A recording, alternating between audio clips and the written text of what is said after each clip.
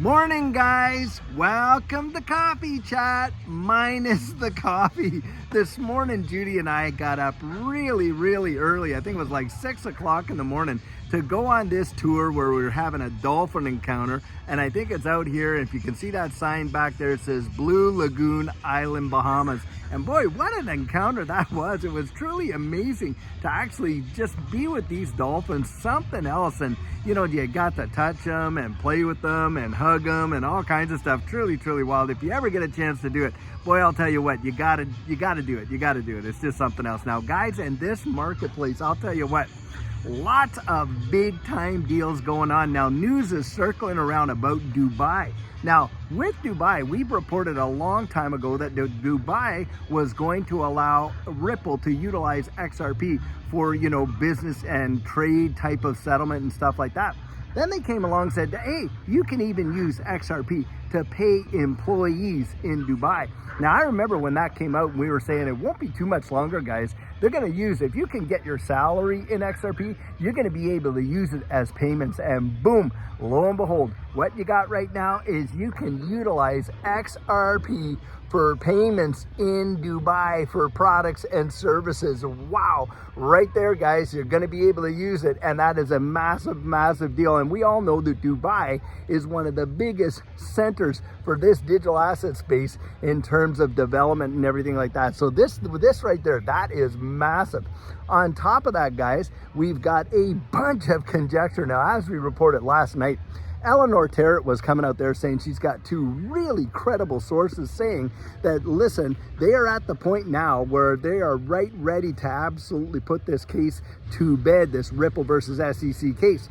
And the whole holdup was not the SEC. It was Ripple trying to hammer out a better deal than what they were getting from the $125 million rate that they were going to have to put down. And so that was the holdup.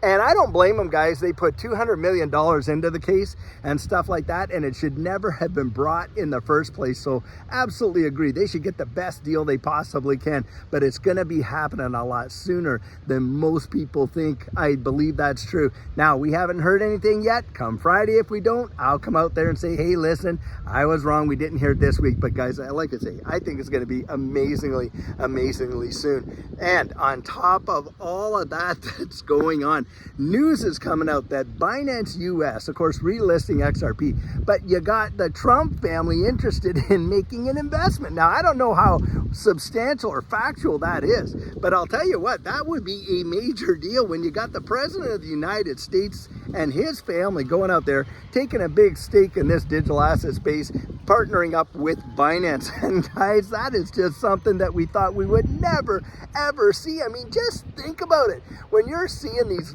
big time major, you know, politicians and policy makers out there, and the way that they're promoting this digital asset space is truly, genuinely phenomenal. We would have never imagined that we were going to ever see that just a few years back, especially in the Gensler, you know, days with Elizabeth Warren and all that. Never in our lives would we ever think that we were going to see that, but bang, here we are. We're seeing things that we thought we would never see. Now, I'll tell you what, I was watching a video from Patrick Bet-David, and he was out there. Now, this guy, he's not an enemy of XRP, but he's certainly never been a big time promoter of it either. And what he was saying is that, you know, that he kind of did this poll. And in the poll, he had asked, hey, which digital assets, you know, would come up, you know, would you have the biggest staying power, would see the greatest percentage increase over the next 5 years? And he was putting out there Bitcoin, Ethereum, I think Solana was one of them, XRP was one of them. Well, XRP literally shot off, and 44% of the people chose XRP, and the rest were all divided at different percentages. Well, anyway, I guess Grant Cardone or whatever came out there being a big Bitcoin maxi, and he's like, oh yeah, that's just hogwash, you know, kind of thing like that. And whatever. And he's saying, yeah, well, that's because you kind of slanted. And he says, okay, well, you go out and you get the same poll. So Grant Cardone did. And I think a lot of folks have known this, but really quite wild when I was watching this video, how it came down. So he goes out, he put the same thing out there. And I think it came in XRP at like, I don't know, 69%. And guys, you can see that the attention that XRP and Ripple is getting right now is off the charts. I don't think there's ever been a bullisher time than right now for XRP, and look at the price action today. The ones in the green, XRP and XLM, and XRP, what, at the $2.30 some cent ranges, and it wasn't just a few days back. I think we were just shy under like that $2. I think it came to $1.97 or something like that, $1.98. And guys, I don't know how many times, you know, you have to be shown, and those are the opportunities for me and Judy. Those are the opportunities, because look, you had the chance to pick it up at $1.97 and literally be up 30 some cents more just a couple days later. And that's what I've seen in this space. And I'm looking down the road, guys, and I think it's going to be truly phenomenal, absolutely amazing. Now, we're getting a lot of traction right now too about stablecoin legislation. Now, we all know stablecoin legislation is going to be totally massive. Well, you know, with the micro rules in the EU, you got, let me see. Oh, okay. My brain just kind of got distracted. Somebody walked by there. But anyway, so the micro rules in the EU, you got Tether really being challenged to actually get out there and comply with that. And Ripple's teamed up with Hedera Hashgraph to help institutional clients to comply with that legislation and stuff like that.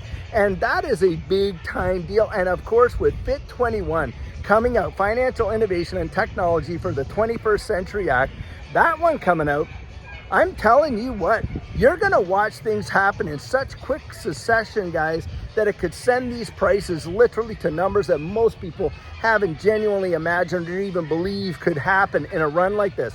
Now, I remember feeling that way back in the day, and when Judy and I were getting in, and at the time, you know, we were buying XRP, of course, but we also got into some other assets. One of the other assets, guys, that we got into was Cardano. Now, with Cardano, it had a lot of stuff going on. It had a roadmap it's trying to facilitate and all that kind of stuff.